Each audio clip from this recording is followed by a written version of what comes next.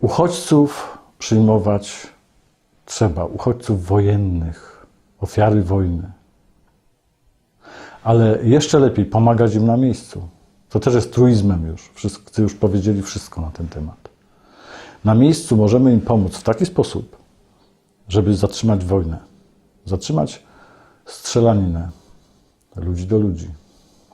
Zatrzymać zabijanie dzieci, kobiet i starców. Do Europy wlewa się oczywiście fala ludzi przypadkowych, przeważnie młodych mężczyzn. I co z nimi robić? Nie wpuszczać? Jak nie wpuszczać? Kto wyda rozkaz strzelania na granicach? A tylko strzelanie może zatrzymać ten potok ludzki. Jeżeli rozbiło się Libię, otworzyło się wrota libijskie. Jeżeli rozbiło się, zdestabilizowało sytuację w Egipcie, otworzyło się wrota egipskie. Jeżeli rozbiło się Syrię, otworzyło się wrota syryjsko-tureckie. Przez te wrota płyną ludzie. Najczęściej przypadkowi, najczęściej nie podzielający naszych standardów. Wśród nich płyną także ekstremiści. Ci ekstremiści radykalizują potencjalnych ekstremistów na miejscu, no i mamy gotową sytuację Europy dziś. Co zrobić z tymi, którzy już tu są, a którzy nie akceptują europejskich wartości? Proponowałem już internowanie radykalnych imamów, czyli obcięcie głowy agresywnemu islamowi w Europie. Wszyscy ci imamowie są namierzeni przez służby specjalne i mogą być internowani.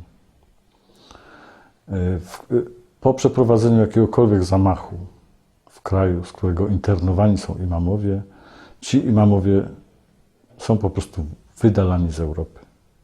Nawet jeżeli mają obywatelstwo europejskie, to są wydalani z powodu prawa wojennego, które należy wprowadzić na terenie Europy, bo mamy do czynienia z wojną.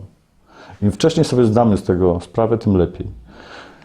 Malowanie kredkami po chodnikach, tatuowanie sobie rybek i chodzenie w marszach to są zabawy dobre dla dzieci z przedszkola. Ale my jesteśmy dorosłymi mężczyznami, dorosłymi kobietami i należy prawdzie spojrzeć w oczy. To jest wojna. A na wojnie stosuje się środki wojenne.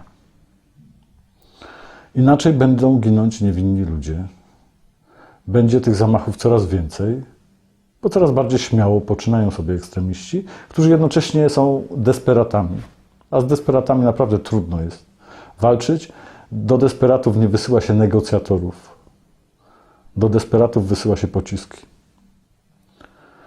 Tak więc internowanie imamów i obowiązkowa służba wojskowa w jednostkach paramilitarnych dla mężczyzn od 18 do 35 roku życia w obozach dla uchodźców. Należy ich zmilitaryzować, skoszarować, umundurować i zapełnić im czas, dając im jakiś tam żołd.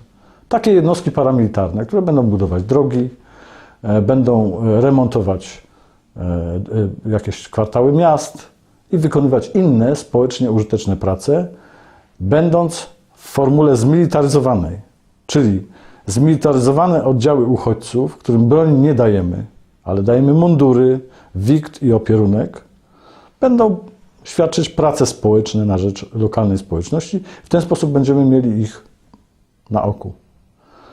Inaczej mogą wyjeżdżać z powrotem do ojczyzny. Skoro nie chcą bronić ojczyzny z bronią w ręku, jak przystało na honorowych młodych mężczyzn, to będą w jednostkach paramilitarnych w krajach, do których przybyli. Kolejny nie do wykonania pomysł. Takich pomysłów mogę przedstawić praktycznych do zastosowania bardzo wiele. Dlaczego są niewykonalne? Bo w Europie rządzi nierealna polityczna doktryna. I ta doktryna zabija dziś ludzi w Europie.